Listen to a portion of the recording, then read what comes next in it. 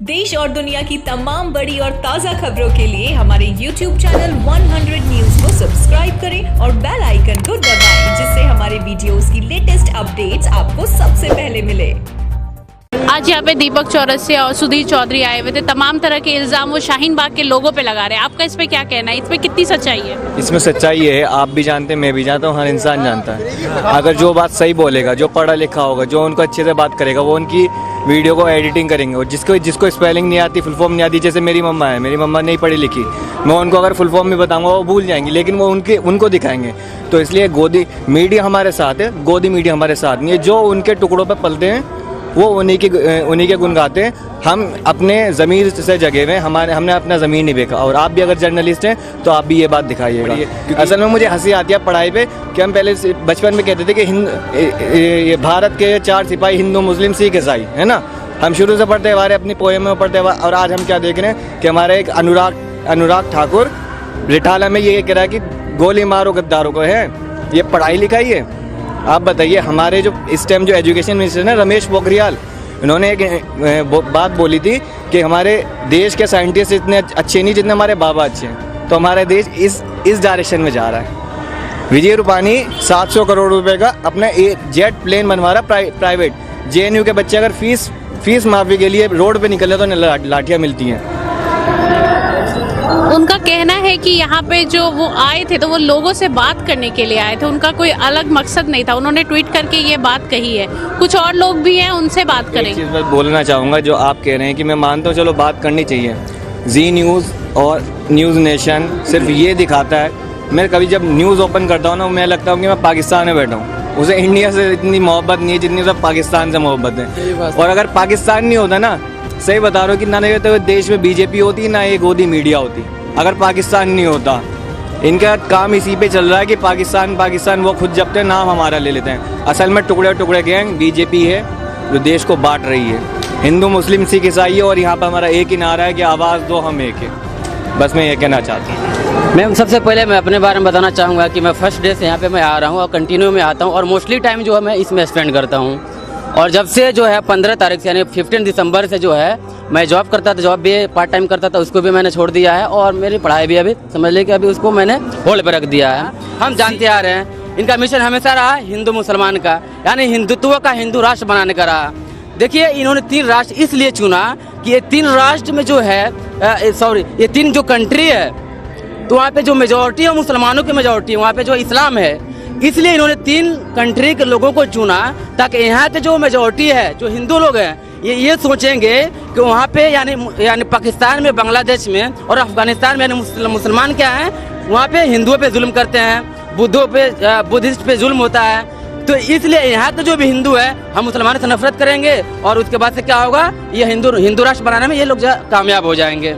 तो ये जो है इनकी जो मंशा जो आ रही है, जो हिंदुत्व के जो सावरकर के जो रास्ते पे मिशन को, रूल एंड डिवाइड को जो अपनाना चाहते हैं, हम ऐसा नहीं होने देंगे। और ऐसे फिरका परस्तों के बारे में एक शायरी कहना चाहूँगा कि बांट दिया इस धरती को क्या चांद सितारों का होगा, बांट दिया इस धरती को क्या चांद सितारों का होगा, और नदियों के कुछ नाम रख के बहती धारों का क्या होगा। शिव का गंगा भी पानी है, आबे जमजम भी पानी है, मुल्ला भी पिए, पंडित भी पिए, पानी का मजहब क्या होगा।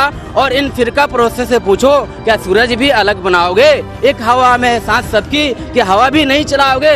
और नस्लों का करे जो बंटवारा, रहबर कौम का वो ढोंगी है। क्या खुदा ने मंदिर तोड़ा था या राम ने मस्जिद तोड़ी है?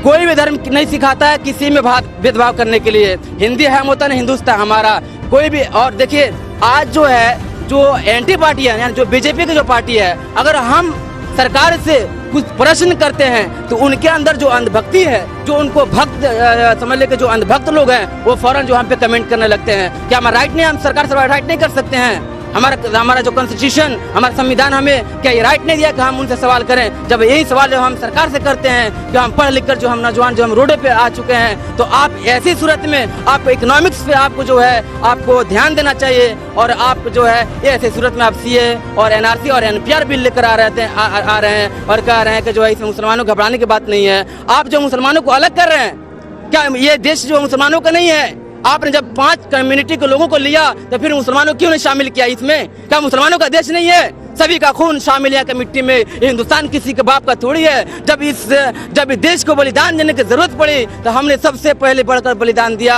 और आप जब इसमें जो फूल खिलने लगे तो आप हमको अलग करना चाहते हैं। ये हमारे जो हिंदुस्तान है वो इसमें गंगा जमनी तहजीब है, इसमें हर तरह का फूल खिलते हैं। जब दिवाली आता है तो हम दिवाली मनाते हैं, सारे लोग मिलकर मनाते हैं, कितना अच्छा लगता है। जब ईद आता है तो हिंदू मुसलमान सिख सब मिलकर ईद मनाते हैं, कितना अच्छा लगता है। और आप जो है ये डिवाइड एंड रूल करना चाहते हैं और हिंदू राष्ट्र बनाना चाहते हैं, ऐसा नहीं होने देंगे। और इनके ऐसे नेता हैं जो सारे पे जो है कुछ ना कुछ का इल्जाम है, केसेज है इन पे।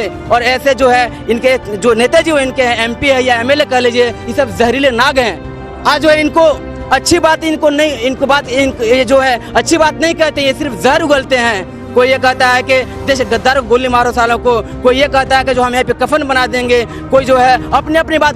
असल बात ये है कि लोग पढ़े लिखे नहीं है। अगर पढ़े लिखे होते, एजुकेटेड होते तो सारे को लेकर चलते, क्योंकि सारे लोग जो है देखिए धर्म से बढ़कर इंसानियत होती है। इंसानियत से बड़ा कोई भी धर्म नहीं होता है। आपको पाकिस्तानी, बांग्लादेशी, अफगानिस्तानी लोगों पर इतना जो है आपको समझ लीजिए माया है, दर्द है, जिन्होंने इस हिंदुस्तान को छोड़कर चला गया।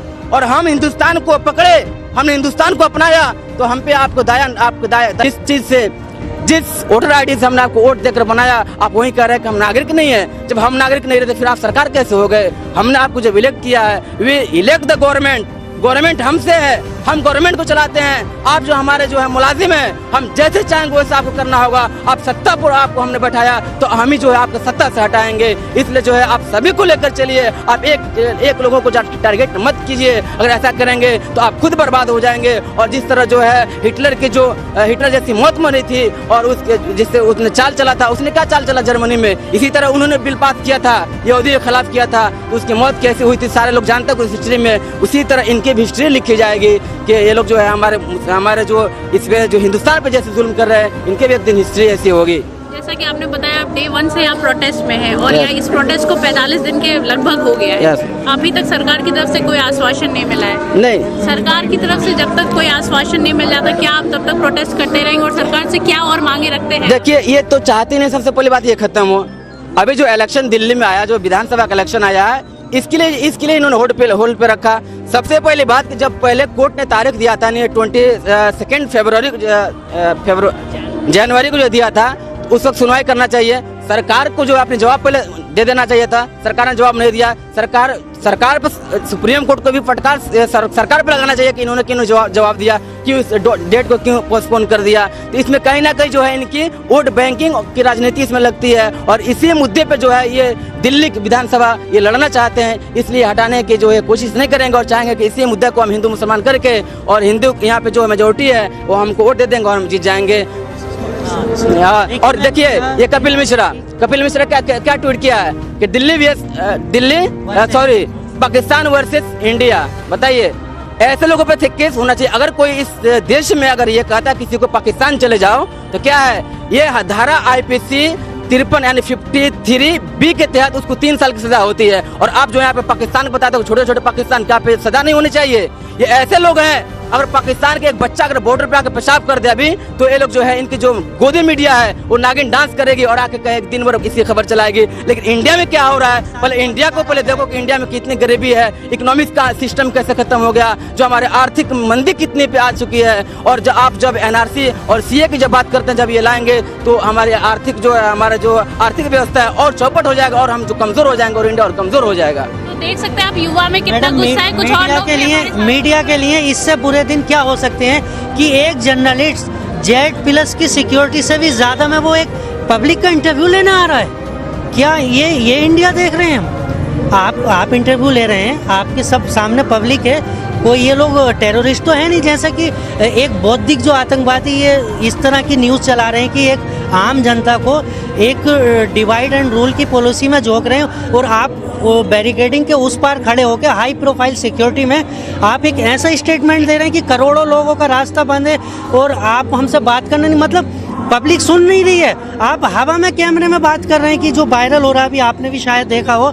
और प्लस हमारे जो होम मिनिस्टर हैं, लॉ मिनिस्टर हैं, वो शाहीन बाग के नाम लेकर इलेक्शन लड़ेंगे।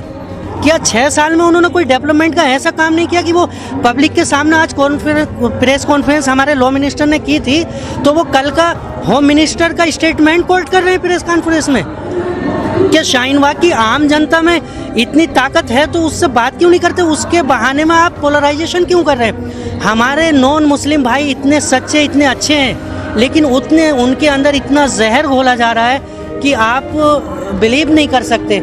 कि रियलिटी ये है कि अगर आप इसको एज ए मुस्लिम जोड़ कर दिखा रहे हैं ना गॉड दी मीडिया, तो हम लोगों को तो बाबरी मस्जिद के मौजू पर आना था, हमें 3 तलाक के मुद्दे पे आना था रोड पे। हम संविधान को लेकर क्यों आए यहाँ पर? हम एनआरसी, ये सीएए कोर्ट करते हैं अपनी प्रेस कॉन्फ्रेंस में बार बार। सीए मेन जो वो है एनआरसी है, ज़्यादा जो प्रॉब्लम है एनआरसी से है। तो क्या लगता है इस बार का जो चुनाव है वो क्या सीएए और एनआरसी को लेके होगा? नहीं होगा, बिल्कुल भी नहीं होगा, किसी कीमत पे नहीं होगा। क्योंकि दिल्ली इलेक्शंस में इन्होंने बहुत कोशिश करी कि इसे हिंदू मुस्लिम बना सकें, पोलराइजेशन हो सके, पर हुआ नहीं। इन्होंने बहुत कोशिश करी, पर दिल्ली में आने के बाद आपने देखा होगा अमित शाह का भी रवैया काफ़ी बदला है। आने के बाद उसने डेवलपमेंट की बात करी, कैमरास की बात करी, हालांकि उसमें भी लोगों ने जवाब दिया कि कैमरा जहाँ पे तुम खड़े हो, जहाँ स्पीच दे रहे हो, वहीं कैमरा लगा हुआ है। तो उन्हें भी पता है कि इलेक्शंस में कैसे एक इंसान का माइंडसेट अट्रैक्ट करा जाता है। दिल्ली के लोगों का माइंडसेट बन चुका है डेवलपमेंट को लेके, जो केजरीवाल की होने की वजह से ही हुआ है, क्योंकि वो आया, उस शख्स ने डेवलपमेंट को लाइट दिया और उसको करके भी दिखाया। अब दिल्ली के लोग डेवलपमेंट पे बिलीव करते हैं। आप देखेंगे बीजेपी सपोर्टर्स, जो प्योर बीजेपी सपोर्टर्स हैं, वो लोग भी दिल्ली में केजरीवाल को वोट दे रहे हैं इस बार। मेरे फ्रेंड्स हैं, मेरे साथ आरएसएस के लोग भी रहते हैं, मेरे साथ बीजेपी के लोग भी रहते हैं। उन लोगों का माइंडसेट में पढ़ता हूँ तो मुझे पता चलता है कि वो सब इस बार केजरीवाल को वोट दे रहे हैं। क्यों? क्योंकि डेवलपमेंट के बेस पे ये वोट जाने वाला है। ये हो नहीं पाया, पर ये हमारे इंडिया के लेवल पे, नेशनल लेवल पे ये जो पोलराइजेशन चल रहा है ये बहुत गंदा है। अब देखिए, पता है प्रॉब्लम ये है कि लोग डिस्कस कर रहे हैं कि सीएए सही है या सीएए गलत है। लोग इस बहस में बैठे हैं। आप देखें, लोगों को एक प्यादा दे दिया गया है कि लोग डिस्कस करो, लो सीएए को हमने बोल दिया कि ये सही है। अब लोग इसमें आर्ग्यूमेंट कर रहे हैं। हकीकत ये है कि लोगों को समझना चाहिए इट्स ओनली अबाउट पॉलिटिक्स, कि उनकी सत्ता कैसे बनी रहे। सारा गेम ही उस चीज़ का है। आपकी लड़ाई सीएए या एनआरसी से नहीं है, आपकी लड़ाई बीजेपी से भी नहीं है, आपकी लड़ाई उस आइडियोलॉजी से है जो इस वक्त इस इंडिया पे रूल कर रही है। इन्होंने 2014 से एक अच्छा खासा वक्त लिया, 4, 5, 6 साल इन्होंने लिए इस चीज़ को बिल्डअप करने के लिए। आरएसएस ने इस वक्त हिंदुस्तान में खुद को फैला लिया है। हर पोस्ट पे आरएसएस का बंदा आपको मिलेगा, है ना। उन लोगों ने अपनी एक कहते हैं ना, हाईजैक सा कर लिया उन्होंने हिंदुस्तान को। हर पोस्ट पे उनका आदमी है। आपकी लड़ाई उस आइडियोलॉजी से है। We as secular people versus RSS as communals, उनसे हमारी लड़ाई है। हम बीजेपी एक विंग है। लोगों को ये नहीं समझ आता, जिस पेड़ का नाम आरएसएस है उसकी एक टहनी का नाम है बीजेपी। हिंदू परिषद भी है, फिर एबीवीपी भी है, ऐसे तो उनके हज़ारों हाथ हैं। ठीक है, ये जो इस आइडियोलॉजी को बच्चे के अंदर उतार रहे हैं। वीडियोस आती हैं, छोटे छोटे बच्चे बोलते हैं कि मैं ईसाइयों को यहाँ नहीं रहने दूंगा, मैं मुसलमानों को नहीं रहने दूंगा, जिस बच्चे को पता भी नहीं कि लोगों को गुमराह करने की कोशिश की जा रही है। मैं ब्रदर की बात को ही आगे बढ़ाऊंगा कि अभी कल भी शायद लॉ मिनिस्टर ने बोला है कि ये सीए एनआरसी का विरोध नहीं हो रहा, मोदी का विरोध हो रहा है। मैं आपके कैमरे से क्लियर करना चाहता हूँ, हमें मोदी जी से कोई प्रॉब्लम नहीं है। जो अगर मोदी जी की जगह कोई और प्राइम मिनिस्टर होता, हमें उससे इशू होता। हमें मोदी जी गलत रूल के खिलाफ, जो बैड पॉलिसी आ रही है देश के खिलाफ, संविधान के खिलाफ, हमें उनसे इशू है, मोदी जी से इशू नहीं है। अगर मोदी जी की जगह कोई और प्राइम मिनिस्टर होता तो उसका विरोध, मोदी जी का विरोध इसलिए है कि वो हेड ऑफ द कंट्री हैं, प्राइम मिनिस्टर हैं। तो हम प्राइम मिनिस्टर का विरोध नहीं करेंगे गलत कानून पे, तो किसका करेंगे? अगर मोदी जी की जगह कोई मनमोहन सिंह होते, कोई केजरीवाल होते, कोई और होते, तो उनका विरोध होता गलत पॉलिसी पे। अच्छी पॉलिसी आप लाएंगे, मोदी जी लाएंगे, उनका फेवर करेंगे हम कोई ऐसे ही, हम एजुकेटेड सब लोग इस ज़्यादातर इस एरिया में वेल एजुकेटेड लोग रहते हैं, तो वो पॉलिसीज़ को लेकर इशू है उनको, मोदी जी को लेकर इशू नहीं है। ये भ्रम मीडिया में ना फैलाएं। मैं लॉ मिनिस्टर से भी बोलना चाहूँगा, जितने इनके कैबिनेट मिनिस्टर हैं ज़्यादातर ये बोलते हैं कि ये मोदी का विरोध, मोदी जी का विरोध नहीं हो रहा है, ये रॉन्ग पॉलिसीज़ का विरोध हो रहा है। जो गलत पॉलिसी इन्होंने थोपी है, गलत आइडियोलॉजी, उसका विरोध हो रहा है। मेरा एक और सवाल है कि बहुत जल्दी दिल्ली में इलेक्शन होने वाला है, तो शाहीन बाग के जो लोग हैं उनका क्या स्ट्रैटेजी रहेगा इस इलेक्शन पे? क्योंकि देश का माहौल जो है वो काफ़ी ख़राब चल रहा है, लोग काफ़ी परेशान हैं। जी देखिए, ये इलेक्शन को लेकर के ही तमाम बातें की जा रही है। ये जो डाइवर्ट करने का जो सिस्टम बना रही है गवर्नमेंट, और ख़ास करके मोदी गवर्नमेंट, और जो आज इनके जितने मेन लीडर हैं वो आज हर जगह जो है खाली मतलब शाहीन बाग का नाम क्यों ले रहे हैं? ये पोलराइज करने का, ध्रुवीकरण करने का एक सिस्टम बना रहे हैं। ध्रुवीकरण करने का जो है मतलब पूरा प्रोग्राम बना लिया इन लोगों ने। जो मेन इनके लीडर हैं, गृह मंत्री दूसरे नंबर के लीडर हैं, जो रविशंकर प्रसाद कानून लॉ मिनिस्टर हैं, इन लोगों ने कोई भी मामला होता है शाहीन बाग का नाम, शाहीन बाग का नाम, शाहीन बाग का नाम क्यों लिया जा रहा है? सिर्फ इसको ध्रुवीकरण करना है, पोलराइज करना है। और दूसरी बात ये नहीं सोचे कोई कि मतलब कि हम डिटेंशन सेंटर में जा रहे हैं, हमारे अपने लिए नहीं लड़ रहे हैं, हम इस कानून, इस संविधान को बचाने के लिए। ये जो हमारा जो प्रस्तावना पत्र है वो क्या कहता कि हम भारत के लोग, वो ये नहीं कहता कि हम RSS के लोग, वो जो हमारा प्रियम्बल है वो क्या कहता है हम भारत के लोग, वो सारे भारत के लोगों की बात करता है। उसमें हिंदू, मुस्लिम, सिख, ईसाई, जैनी सबकी, बुद्धिस्ट सबकी बात करता है। तो ये जो कानून लाया जा रहा है ये जो है मतलब सिर्फ जो है ये देश के जो बेसिक मुद्दे हैं उसको डाइवर्ट करने के लिए लाया जा रहा है, लोगों के जहन को, दिमाग को भटकाने के लिए लाया गया है। ठीक है, इससे ऐसा नहीं है कि हमें डर रहे हैं कि हमें डिटेंशन, अरे हमें क्या, एक मोहल्ले के लोग निकले हैं तो इतने लोग नजर आ रहे हैं। और पूरा देश में कम से कम जो है 35 करोड़ मुसलमान है ये, और उसके बाद मुसलमान के बाद शेड्यूल कास्ट है, यहाँ पर क्या नाम है, अनुसूचित जाति है, जनजाति है। ये सारे लोगों के पास मतलब कागजात के लिए प्रॉब्लम है।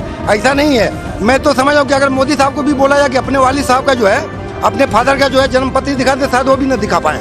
समझ, ये मामूली बात नहीं है। नए दौर के जो लड़के पैदा, उनका तो ठीक है, चलो मैं हमारे बाप या हमारे दादा या हमारे जो मतलब हमारी अम्मी है वो तो अपने हमारे ननिहाल में पैदा हुई, नाना नानी तो चलेगा, अब उनको कहाँ होता है वो क्या नाम जन्मपति में। तो ये सब तो सिर्फ भ्रमित करने का एक तरीका है, एक सिस्टम है। इससे ये नहीं कोई जाने कि मुसलमान डर रहा है।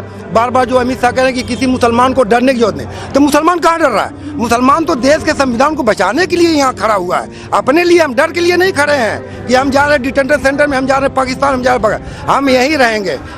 आप ये जान लीजिए कि अब जो भी होना होगा फैसला यहीं पर होगा, हमसे एक और हिजरत ना होने वाली, तो हम यहीं रहने वाले, कहीं जाने होने वाले नहीं है।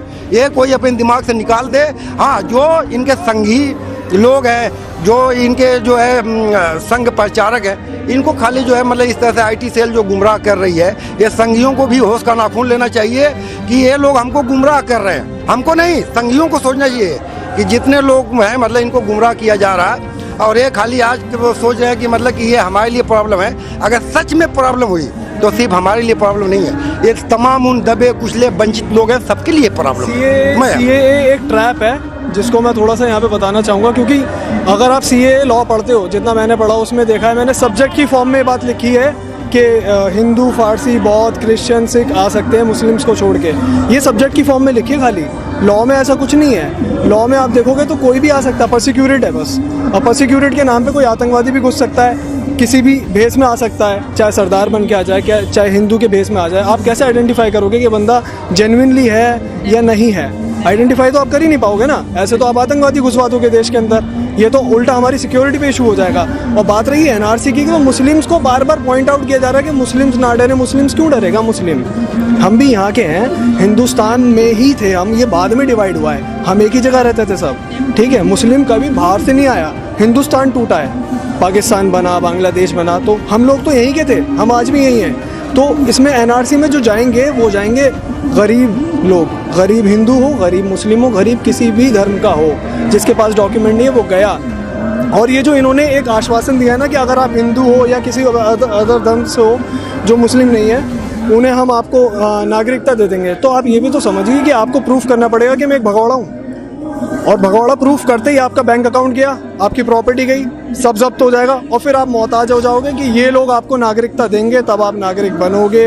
वो प्रोसेस ही अलग चला जाएगा। ये लोगों को समझना चाहिए। एक बात मैं कहना चाह रहा हूँ, ये बहुत देश की विडंबना है कि हर गैर कानूनी काम कानूनी तरीके से यहाँ किया जा रहा है। ये भी सोचने की बात है, हर गैर कानूनी काम कानूनी तरीके से।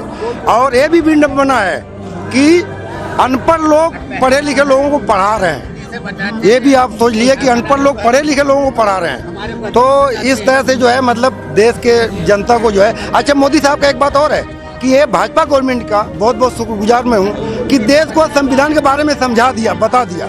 जो लोग संविधान बोलते थे वो आज संविधान के बारे में जो हमारा जो आइन है उसके बारे में बहुत सारे लोगों को मतलब जो जागरूकता पैदा की है, ये बहुत अच्छी बात है। इसके लिए मैं जो है और सबसे बड़ी बात, मैं शाहीन बाग की शेरनियों को सलाम करना चाहूँगा कि ये दुनिया के लिए एक आइडियल बन गई और ये जो है मतलब पूरे देश के अंदर जो है ये तमाम औरतों को जगाने का काम किया है। और आपको ये भी पता होना चाहिए मैम कि किसी भी कामयाबी के पीछे एक औरत का हाथ होता है, तो वाकई अगर ये इतिहास लिखा जाए कि औरतों के बदौलत ही इतिहास लिखा जाएगा, शाहीन बाग के बदौलत। मेरा सवाल डायरेक्टली मैम गवर्नमेंट से है। इस टाइम पे इश्यूज़ ये हैं जिन पे हमें फोकस करना चाहिए, वो इश्यूज़ हैं अनएम्प्लॉयमेंट, महंगाई जो बढ़ रही है वो। ऐसी क्या ज़रूरत आ गई थी ऑल ऑफ अ सडन आपने लोअर हाउस में, उसके बाद अपर हाउस में विद इन नो टाइम आपने प्रपोजल दिया, वहाँ से एक्सेप्टेंस कराया, आपकी मेजॉरिटी ठीक है, हमें पता है आपकी सीट्स हैं। आपने जिन इश्यूज़ पे फोकस करना था, प्रियंका रेड्डी का हाल ही में केस हुआ था, हम सब लोग पूरा हिंदुस्तान उससे वाकिफ़ है कि कैसे वो गैंगरेप हुआ था।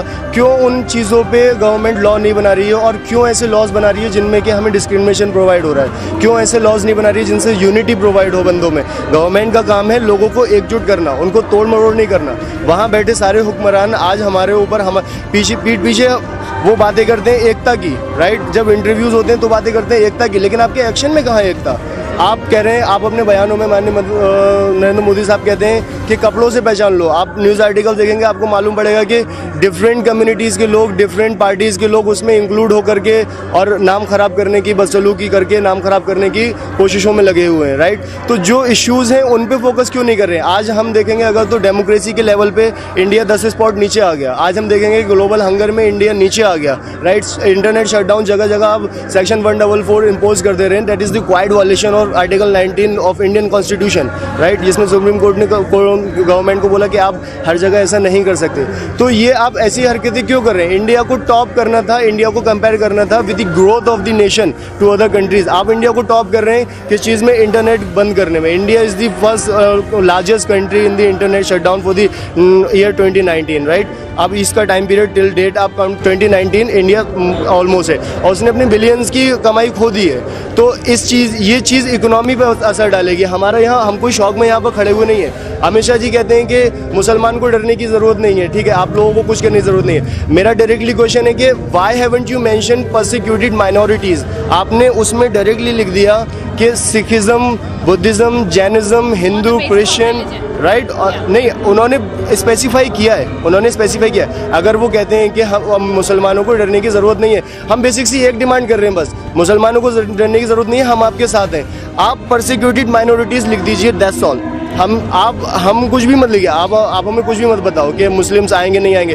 परसिक्यूटेड माइनॉरिटीज़ मतलब हर एक वो छोटी कौम जिसको, अल्पसंख्यक कौम जिसको परेशान किया गया है, प्रताड़ना जिसे हिंदी का जो उसका मीनिंग होता है मुझे इतना एग्जैक्ट नहीं आता।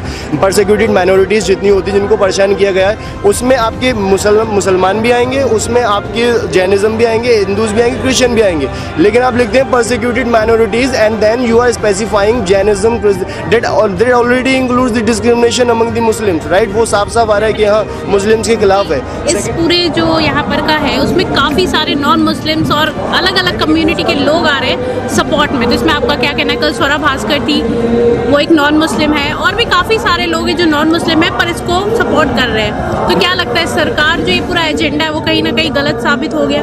बिल्कुल गलत साबित हो गया। मैं यही कहना चाहूँगा, जितने भी लोग कॉन्स्टिट्यूशन को मानते हैं और उसको जानते हैं तो वो हमारे साथ आएंगे, क्योंकि हमारी जो लड़ाई है वो कॉन्स्टिट्यूशन की है। वो हम कोई अपने लिए, कोई अपनी ज़ाती किसी की लड़ाई नहीं है। जितने लोग कॉन्स्टिट्यूशन को अच्छी तरह से जानते हैं, मानते हैं, वो हमारे साथ आए हैं और आते रहेंगे, चाहे वो किसी भी कास्ट के हों, किसी भी रिलीजन को हों। ये कोई रिलीजन के लिए लड़ाई नहीं है, ये कोई रिलीजियस लड़ाई नहीं है, ये नहीं मुस्लिम्स के लिए लड़ाई हो। ये तो सिर्फ हमारे हक की लड़ाई है। जितना हक यहाँ पर मेजॉरिटीज़ का है उतना ही माइनॉरिटीज़ का है। आज जो ये गवर्नमेंट है ये CA और NRC ला करके और ये बार बार कहते हैं कि पाकिस्तान, बांग्लादेश, अफगानिस्तान वहाँ की माइनॉरिटीज़ की फिक्र करते हैं, अपनी माइनॉरिटीज़ और अपनी मेजॉरिटीज़ को भूल गए हैं। जो हमारे देश के असल मुद्दे हैं, GDP है, ग्रोथ है, इकनॉमी है और एम्प्लॉयमेंट है, वो उसको तो बिल्कुल भूल चुके हैं, उसकी बात ही नहीं करते। ऊपर से जो हमारा मीडिया वो उसको बिल्कुल दिखाते नहीं है। आज वो सिर्फ हिंदू मुस्लिम और हिंदुस्तान पाकिस्तान, सिर्फ यही उनके पास मुद्दे हैं। आज इन्होंने कहा था कि हम एम्प्लॉयमेंट लेकर आएंगे, तो 2019 में 2020 आ गया, एम्प्लॉयमेंट और घट गया, GDP हमारी 8 से 4% हो गई। बांग्लादेश के 8% जो कि हमारा एक छोटा सा कंट्री है बांग्लादेश, और आज हमारा जो इंडिया इतना बड़ा कंट्री है वो उससे आधा हो गया बिल्कुल, और इन्हें उसकी कोई फिक्र नहीं है। और उसके लिए भी इनके पास कोई प्लान नहीं है, अब तक कोई भी प्लान नहीं है। बजट आने वाला है, अब तक कोई प्लान नहीं है। हैं, सब्जी, पेट्रोल, डीजल, हर चीज़ महंगी होती जा रही है, हर जॉब्स बिल्कुल ख़त्म होती जा रही हैं। ऊपर से ये जो स्टूडेंट्स पढ़ रहे हैं हमारे, जैसे JNU, जामिया, जितनी भी यूनिवर्सिटीज़, कॉलेजेस हैं, वहाँ पर ही फीस बढ़ाने की बात करते हैं। जब गरीब बच्चे पढ़ेंगे नहीं, फीस वहाँ पर बढ़ा देंगे तो वो कैसे पढ़ेंगे? अब क्यों? क्योंकि वो इनसे क्वेश्चन करेंगे और ये नहीं चाहते कि हमसे कोई ऐसा पैदा हो हमारे कंट्री के अंदर जो गवर्नमेंट से क्वेश्चन करे। तो हम तो गवर्नमेंट से क्वेश्चन करेंगे, अपने हक की लड़ाई लड़ेंगे। पिछली जो गवर्नमेंट थी उनकी बात करते हैं, जैसे अभी भाई बोल रहे थे कि पिछली गवर्नमेंट ने जो किया वो किया। आप अपनी बात करिए, आपने क्या किया? आज ये अपनी जो इनकी क्वालिफिकेशन, हमसे हम डिग्री मांग रहे हैं, इनकी क्वालिफिकेशन का पता नहीं है। इनकी जो स्मृति ईरानी है, शिक्षा मंत्री हैं, वो उनकी डिग्री का पता नहीं, उनकी ग्रेजुएशन पहले की है और +2 उनका बाद का है, तो ऑब्वियसली फेक है वो। मोदी खुद अपने, उनकी कितनी सारी वीडियोस वायरल हुई हैं ट्विटर के ऊपर, सोशल मीडिया पर, उन्होंने उसमें खुद कहा है कि भाइयों बहनों मैं तो अनपढ़ हूँ, आप इतना जान लेना, जितना भी मैं आगे बढ़ा हूँ वो अपनी स्किल से आगे बढ़ा हूँ। और ये भी कहा है कि मैंने तो भिक्षा मांगा खाया, 35 साल तक मैंने भिक्षा मांगा खाया, उन्होंने कहा। यानी जब से वो सत्ता में तब तक उनको झूठ बोलते आ रहे हैं। पहले इन्होंने कहा कि मैंने भिक्षा मांगा खाया और भीख मांगते उनको किसी ने नहीं देखा। फिर उन्होंने कहा कि 135 करोड़ जहाँ पे अगर जिनका छत नहीं है घर पे, हम छत बनवाएंगे, अभी कहीं पे नहीं बना। फिर इन्होंने कहा कि मैंने ग्रेजुएशन की तालीम, मैंने शिक्षा की है, DUC की हो। अगर आपने पढ़ी है, आपने शिक्षा अगर अगेन अचीव की है, तो फिर आपको कोई साथी भी तो होना चाहिए ना। आपका कोई साथी भी नहीं है। आपने चाय बेची, चाय भी आपको बेचते हुए कोई नहीं देखा, तो आप सिर्फ झूठ बोलते आ रहे हैं। शाहीन बाग के बारे में जो कहा जाता है यहाँ पे नुकसान हो रहा है। मैं आपसे एक बात कहना चाहता हूँ, कश्मीर से जब 370 धारा हटाया गया, क्या कहा गया था कि ये देश हित में फैसला है। वहाँ पे ये कह करके ये 370 हटाया गया था। तो आज भी देश हित में अगर यहाँ पे प्रोटेस्ट हो रहा है और थोड़ी सा आपको नुकसान अगर हो रहा है, तो आपको इसमें क्या एलर्जी है? क्या आपके अंदर इंसानियत नहीं है? ये थोड़ा सा नुकसान जो है, आइंदा जो हमारे जो नुकसान आने वाला है, फ्यूचर में हमारे को जो नुकसान आने वाला है, उसके पर आप नहीं सोचेंगे? क्या हम आपका भाई नहीं है? आप हम मेरा भाई नहीं है? और जो इंसान, जो व्यक्ति, जो पर्सन अपने लिए जीता इस दुनिया में, वो समझ लीजिए कि मौलाना अबुल कलाम आजाद ने कहा था ऐसे लोगों के बारे में कि वो अपनी कौम के लिए जिंदा लाश है। तो आप जिंदा लाश मत बनिए, आप इंसानियत के लिए आप जो है जिंदा कीजिए। और जो है जैसे वंदे मातरम और जय श्री राम का जो नारा निकाला जाता है, मैं भी राम को मानता हूँ और मैं भी जय श्री राम कहता हूँ, लेकिन कहने का जो क्या होता है, नीयत अच्छी होनी चाहिए। ये लोग जो जय श्री राम और वंदे मातरम जो कहते हैं, इनका टारगेट होता है मुसलमानों को चिढ़ाना। क्या होता है? ये मुसलमानों को चिढ़ाने के लिए जो है बीजेपी वाले और RSS वाले और बजरंग दल के जो है ये निकालते हैं और ये जो है जय श्री राम का नारा निकालते हैं। हमारे जो प्रोटेस्ट होते हैं, जब रैलियां निकालते हैं, तो इसमें हमारे जो है हमारे हिंदुस्तान जिंदाबाद के नारे होते हैं, लेकिन उनके जो रैलियां होती है उसमें हिंदुस्तान के नारे नहीं होते, देश विरोधी नारा वो लोग खुद लगाते हैं। सवाल है कि अभी तक इतने दिन हो गए प्रोटेस्ट के, सरकार में जो रूलिंग पार्टी है उसमें से किसी भी बड़े नेता का बयान अभी तक नहीं है। क्या लगता है बस इलेक्शन का इंतजार किया जा रहा है? देखिए, इसमें कुछ बातें तो हैं, लेकिन मैं ये ज़रूर कहना चाहूँगा कि जो प्रोटेस्ट है वो कंटिन्यू रहेगा और हमारी जब तक मांग पूरी नहीं होगी हम कंटिन्यू प्रोटेस्ट रखेंगे। अब सरकार की क्या सोच है हमें नहीं मालूम।